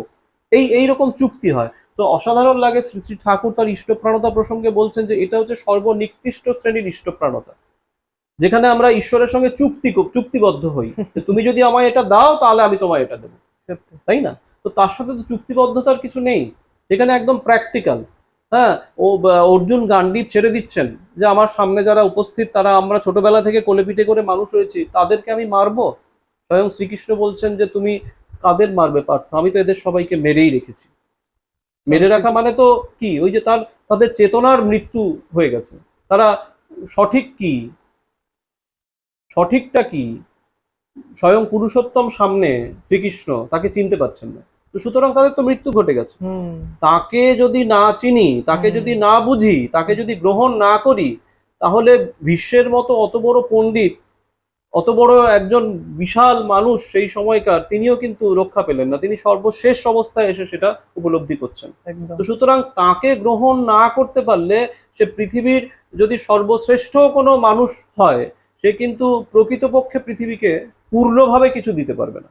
হ্যাঁ, এটা প্রত্যেক যুগে যুগে বিভিন্ন ঘটনার মধ্যে দিয়ে আমরা দেখেছি। তো সুতরাং একইভাবে স্বামী বিবেকানন্দের ক্ষেত্রে আমরা তাই দেখতে পাই, একটা বিএ পাস ছেলে, সে একটা চাকরি পাচ্ছে না, ঘুরে বেড়াচ্ছে, সে বিশ্ব জয় করলো। আজকে বলা হচ্ছে যে যদি ভারতবর্ষকে জানতে চাও তাহলে বিবেকানন্দকে জানো। এই যে কথাটা এলো, তাহলে তিনি কি কোনো রকম কোনো কর্পোরেট সেক্টর থেকে এসছেন, বা তিনি কি কোনো প্রচুর অর্থ রোজগার করে এসছেন? না, তিনি একেবারে আধ্যাত্মিকতার মধ্য দিয়ে তার গুরুর যে কথা, তার ভাব, তার সেইটা মানুষের মধ্যে পৌঁছে দেওয়ার মধ্য দিয়ে কিন্তু আজ স্বামীজি। সুতরাং আধ্যাত্মিকতা জীবনে সব থেকে, এবং প্রকৃত আধ্যাত্মিকতা অবশ্যই, যদি আমরা কুসংস্কারাচ্ছন্ন হয়ে পড়ি, বা ওই যে বললাম অলৌকিকত্বের মধ্যে ঢুকে পড়ি, হ্যাঁ, তাহলে কিন্তু খুব বিপদ। একটা ছোট্ট উদাহরণ দিয়ে যদি বলি, যে ভগবান বুদ্ধের কাছে যখন একটি মা তার সন্তান মারা গেছে, তিনি শুনেছেন ইনি ভগবান। ভগবান মানেই সে জন্ম যেমন দিতে পারে, মৃত্যু হলে সে বাঁচাতেও পারে। তো সেই মা বাচ্চাটাকে নিয়ে তার কাছে ভগবান বুদ্ধের কাছে গিয়েছেন। ভগবান বুদ্ধ কি বলেছিলেন? তিনি মায়ের, আমাদের কি ধারণা যে তিনি স্বয়ং ঈশ্বর, তিনি হাত তুলে আশীর্বাদ করবেন, একটা জ্যোতি বেরিয়ে, যেগুলো আমরা দেখি, জ্যোতি বেরিয়ে বাচ্চাটা বেঁচে গেল। কিন্তু পুরুষোত্তমরা কখনো এইভাবে আমাদেরকে শিক্ষা দেননি, বা আমাদের জীবনকে এইভাবে চালাতে শিক্ষা দিচ্ছেন না। তিনি কি বললেন? প্র্যাকটিক্যাল বললেন, মা তোমার সন্তান তো চলে গেছে, তুমি এই গ্রামের প্রত্যেকটা বাড়ি বাড়ি যাও, গিয়ে এমন একটা কোনো গৃহ থেকে তুমি মানে এক মুঠো সর্ষে নিয়ে এসো, যে গৃহে কখনো কারোর মৃত্যু ঘটেনি, তাহলেই আমি তোমার সন্তানকে বাঁচিয়ে দেবো। এইবার কিন্তু মা প্র্যাকটিক্যাল হলে, এতক্ষণ অলৌকিকত্বের মধ্যে ছিলেন, এইবার তিনি প্র্যাকটিক্যাল হলেন। তিনি কিন্তু বাড়ি বাড়ি যখন যাচ্ছেন, আস্তে আস্তে কিন্তু সেই মায়ের ভাবটা কিন্তু পরিবর্তন হচ্ছে। তিনি এবার কিন্তু প্র্যাকটিক্যাল হচ্ছেন, বাস্তব জগতে নামছেন। নেমে দেখলেন না, প্রত্যেকটা বাড়িতে বিভিন্ন বয়সে বিভিন্ন মানুষ কিন্তু মারা গিয়েছে। এবার কিন্তু তিনি মূল জিনিসটা বুঝে ফিরে এলেন, ফিরে এসে তখন তার মূল ভাবে তিনি পৌঁছলেন। একইভাবে দেখি স্বয়ং শ্রীরামকৃষ্ণ, তিনিও পুরুষোত্তম। কারণ আমরা প্রার্থনার সময় বলি রাম, কৃষ্ণ, বুদ্ধ, যিশু, মোহাম্মদ, শ্রী চৈতন্য, শ্রীরামকৃষ্ণদেব এবং শ্রী শ্রী ঠাকুর অনুকূলচন্দ্র। সেখানে শ্রীরামকৃষ্ণদেবের ক্ষেত্রে দেখা যায়, একদিন এক সাধু এসছেন গঙ্গার পারে। তিনি গঙ্গা নাকি এপার ওপার করছেন, তাতে লক্ষ লক্ষ হাজার হাজার লোক গঙ্গার দুপারে হই হই করছে। দারুণ ব্যাপার। যে আর এইদিকে হৃদে শ্রীরামকৃষ্ণদেবের ভাগ্নে এসে মামাকে বলছে, মামা তোমার কাছে এত লোক আসে, তুমি এত কথা বলো, তো কিছুই তো বুঝি না। হ্যাঁ, কিন্তু এই যে দেখো ওই সাধু, তাকে দেখার জন্য কত হাজারে হাজারে মানুষ এসছে দুপারে, কত মানুষ করছে, তুমি এতদিন কি করলে? তখন শ্রীরামকৃষ্ণদেব কি বলেছিলেন? হ্যাঁ রে হৃদে, গঙ্গা পেরোতে কত লাগে রে? হৃদে বললো, কেন মামা, এক আনা? তো এক আনার সাধনা রে। ওই যে সাধু গঙ্গা এপার ওপার করার সাধনা করার জন্য সারাটা জীবন পার করে ফেললো, তার গঙ্গা এপার ওপার করায় দুপাশে দাঁড়িয়ে থাকা হই হই করা মানুষগুলো জীবনের কি পরিবর্তন হবে রে? এই হচ্ছেন পুরুষোত্তম। এইটা আমাদের বুঝতে হবে কিন্তু প্র্যাকটিক্যালি। তো এইটা বুঝেছি শ্রী শ্রী ঠাকুরের কাছ থেকে, যে আমি তার এই বাণী, তার কথা, যেমন একটা বাণী আছে আমি খুব বলি, যে বিদ্যে তোর আছে জানা, দক্ষতা যা মজুদ, ইষ্টার্থে তা লাগিয়ে জানা, বাড়বে গুণে অযুত। মানে যে বিদ্যেটা আমাদের, যার যে বিদ্যে জানা আছে সেটাকে যদি আমরা ইষ্টার্থে মানে মঙ্গলার্থে বিনিয়োগ করি, মঙ্গলার্থে কাজে লাগাই, সেটা অযুত লক্ষ গুণে বেড়ে যাবে। এটা ঠাকুরের বাণী। এই যে প্র্যাকটিক্যাল, এবং আমার যাই থাকুক, আমি এই ইয়ের মধ্য দিয়ে উপলব্ধি করেছি যে সত্যি সত্যি মানে আজকে যে এখানে বসে একটা ইন্টারভিউ দেব, মানে এমন কোনো রকম যোগ্যতা বা এমন কিছু আমার নেই যে আজকে তোমরা যে ইন্টারভিউ নিতে এসছো, আমি এটা কোনো মানে ওই রকম বিনয়ের আহ, দেখানোর জন্য বলছি না, কিন্তু প্র্যাকটিক্যালি তাকে না ধরলে আজকে এই যে কথাগুলো বলছি বা এই যে আজকে উপলব্ধি বা জীবন সম্পর্কে এত যা কিছু, এটা কিন্তু সম্ভব হতো না। দাদা, এতক্ষণ ধরে আমি আপনার কথাগুলো শুনছিলাম আমরা সবাই। আমার আপনার কাছে শেষ প্রশ্ন, জীবনের অনেক উপলব্ধির কথা আপনি বললেন, ঠাকুর দর্শন, ঈশ্বর দর্শন এবং জীবনীয় তত্ত্ব। আপনার জীবনে শ্রী শ্রী ঠাকুরের তো অগ্রণী ভূমিকা আছেন, আপনার জীবনে আপনি যেভাবে বেড়ে উঠেছেন। আমরা সবাই বলি জীবনের শেষ মুহূর্তে দাঁড়িয়ে যে আমি সত্যি কি সফল না অসফল। আপনার কাছে আমার এই প্রশ্নটা, আপনার আজকে এখানে দাঁড়িয়ে বা এই পডকাস্টের মধ্যে আপনার কি মনে হচ্ছে যে আপনি জীবনে কি সত্যি সফল না আজকে অসফল? এই প্রশ্নের যদি উত্তর দিতে দিতে যাই তাহলে সব থেকে বড় কথা, আহ, যদি কি বলবো, এটার উত্তরটা হবে এটাই যে সফল যদি না হতাম, এত উচ্ছ্বাস নিয়ে এই কথাগুলো কিন্তু বলতে পারতাম না, তাহলে সেটা অভিনয় হয়ে যায়, হ্যাঁ। তাই না? যদি সফল নাই হতাম, আর সফলতা কিন্তু কোনো একটা নির্দিষ্টতা নয়, সফলতা কিন্তু নিরন্তর। হুম। আজকে আমি 1+1 পাস করেছি, 2 পাস করেছি, এইভাবে কিন্তু এটা নিরন্তর চলে। যুক্ত হয়ে যায়। হ্যাঁ, সফলতা কিন্তু কোনো একটা মানে একটা ফিক্সড কিছু নির্দিষ্ট একটা ইয়ে নয় যে আমি সফল মানে আমি একজন খুব বড় ব্যবসায়ী, আমি একজন বড় ক্রিকেটার, আমি একজন বড় ডাক্তার, এইটুকুই কিন্তু সফলতা নয়। সামগ্রিক সাফল্য যে আমি এবং আমার এই জীবনটা কিভাবে অন্যের এবং আমার দু ক্ষেত্রেই কিভাবে কাজে লাগছে, সেটাই কিন্তু সফলতা বলে আমার মনে হয়। তো সেই ক্ষেত্রে আমি যে বললাম যে আমি ভীষণভাবে মানে এত আনন্দ ভেতরে, এত আনন্দে থাকি এবং এত ভালো লাগা আছে জীবনে, এবং ওই যে বললাম প্রচুর মানসিক ইয়ে আসে, যেগুলো হয় চারিদিকে সামাজিকভাবে ইয়ে হয়, কিন্তু ঠাকুরকে কেন্দ্র করে প্রতিনিয়ত এত ভালো থাকা, এত আনন্দে থাকা, এবং একদম প্র্যাকটিক্যালিটির মধ্য দিয়ে কিন্তু অলৌকিকত্বটা আসে। আমি যে বলছিলাম যে অলৌকিকত্ব নেই তা নয়, কিন্তু প্র্যাকটিক্যাল করার মধ্য দিয়ে শ্রী শ্রী ঠাকুর একটা বাণীতে বলছেন যে কাজ যে করে তার সঙ্গে সঙ্গে আমার আশীর্বাদ ঘটে। আমি তো কেবল বাহন খুঁজি, ভাবি কে আমায় একটু কাঁধে করে বয়ে নিয়ে বেড়াবে, কিন্তু তেমন তোর কাঁধ বড় পাই না। লোকে খেয়ালের বোঝা, বউ ছাওয়ালের বোঝা অক্লেশে বইতে পারে, কিন্তু আমার বোঝায় অল্পেতেই ক্লান্ত হয়ে পড়ে। সাংঘাতিক বাণী। আমি একদমই বলছি না যে এতটুকু মানে কাঁধ পাততে পেরেছি। আমার সবসময় আফসোস হয়, আমার ভীষণ যন্ত্রণা হয় সব থেকে। আমি এটা নিয়ে একটা মানে অডিও করেছিলাম। আমার সব থেকে যে ঠাকুরের কষ্টটা আমি বেশি অনুভব করার চেষ্টা করি। আমরা তো ভীষণ আনন্দে আছি ঠাকুরকে কেন্দ্র করে, অনেক উৎসব অনুষ্ঠান, অনেক লাফাচ্ছি ঝাপাচ্ছি, অনেক কিছু ভাবছি, বিরাট কিছু মন্দির বানাচ্ছি, উৎসব করছি, অনেক কিছু করে ফেলছি, কিন্তু তিনি যে কথাটা বলছেন, আমি যা যা বলেছি তা তোমরা করলে না, বিশেষ জোরের সঙ্গে যা বলেছি, বিশেষ শৈথিল্যের সঙ্গে সেগুলিকে অবজ্ঞা করেছে। এই যে তার কষ্টটা, এই যে তার যন্ত্রণাটা, এইটার উপলব্ধি যদি না থাকে তাহলে কিন্তু হবে না। আর দ্বিতীয়ত ওই যে ওই প্রসঙ্গে ওই বাণীটাও বলি, এটা আমার খুব বলতে ইচ্ছে করে। ঠাকুর বলছেন যে তুমি সুখ স্বাচ্ছন্দ্য আরাম পাবে না, প্রশংসা পাবে না। তুমি সুখ স্বাচ্ছন্দ্য আরাম পাবে না, প্রশংসা পাবে না, পাবে দুঃখ, কষ্ট, ভর্ৎসনা, নিষ্ঠুর ব্যবহার। কিন্তু সকলকে দিতে হবে শান্তি, তৃপ্তি, সুখ। এত খালিতে যদি রাজি থাকো, তবে পরম পিতার কাছে ঝাঁপ দাও। এই যে তোমরা এসছো, এই যে দেখবে হয়তো ঠিক মতো তোমাদের আমি আপ্যায়নও করতে পারিনি, ভালো করে সেইভাবে কোনো ইয়েও করতে পারিনি, কিন্তু সেই জিনিসগুলো পাবো, কিন্তু আমাদের কিন্তু মানে সেইভাবেই কিন্তু আমাদের তার কাজ করার জন্য ঝাঁপিয়ে, হ্যাঁ, কারণ এছাড়া ওই যে বললাম যে চারিদিকে আগুন লেগে গেলে আমরা ভালো থাকতে পারবো না কিন্তু। হ্যাঁ, আর এই বাণীগুলো শুধু বলতে ইচ্ছে করে না, আমি নিজে মনে মনে সারাক্ষণ আর কি আওড়াই। শ্রী শ্রী ঠাকুর বলছেন যে যেমন তোর দিন আসছে, তাতে এছাড়া আর কোনো পথই থাকবে না। হুম। পরমপিতার এই মহা অবদানের জন্য সবাই তৃষিত হয়ে উঠবে, কিন্তু দেখবেন আপনাদের অপ্রস্তুতির জন্য সেদিন যেন কেউ বঞ্চিত না হয়। হ্যাঁ, এই যে আমাদের যদি প্রস্তুতিটা ঠিক না থাকে, আমিও সেজেগুজে বসেছি, এই সেজেগুজে শুধু বসে কিন্তু তার কাজ হবে না। প্র্যাকটিক্যালি মানুষের কাছে যাওয়া, মানুষের সুখ দুঃখের ক্ষেত্রে তাদেরকে সেইভাবে ইয়ে করানো, বিভিন্নভাবে তাদের শারীরিক, মানসিক, আধ্যাত্মিক তিনটে ক্ষেত্রেই তাদের উন্নত করতে হবে। উন্নত করতে শারীরিক হবে। ক্ষেত্র, মানসিক ক্ষেত্র এবং এবং আধ্যাত্মিক আধ্যাত্মিক ক্ষেত্র, তিনটে ক্ষেত্রেই কিন্তু তাদের উন্নতি করতে হবে। আর লাস্ট যেটা, যেহেতু সবাই শুনবেন, সেই ক্ষেত্রে আমি এইটাও একটু বলি ঠাকুরকে, যে এই যে আমি এই যে এত প্রত্যাশা, সবাই দেখতে পাচ্ছেন যে এই আমি নিজে এই করেছি, এক্সিবিশন করেছি, বা প্রোগ্রাম করি, বা কাউন্সেলিং করি, করে নিজের কথাই তো বললাম। আমরা ঠাকুরের থেকে আমরা অনেক কিছু চাই। ঠাকুরকে প্রশ্ন করা হয়েছিল যে আমাদের কাছে আপনার কোনো প্রত্যাশা আছে কি? এইটা আমি বারবার করি। শ্রী শ্রী ঠাকুর বলেছিলেন, আপনাদের মঙ্গল হোক, আপনাদের দিয়ে সকলের মঙ্গল হোক, এই ছাড়া আমার আর কোনো প্রত্যাশা নেই আপনাদের কাছ থেকে। দুনিয়ার সামনে এমন সর্বনাশ আসছে যার তুলনায় এই মহাযুদ্ধ, লোকক্ষয়, সম্পদের ক্ষয় কিছুই নয়। গতিক দেখে মনে হয় মনুষ্যত্বের মূল বুনিয়াদ লোপ পেয়ে যাওয়া অসম্ভব নয়।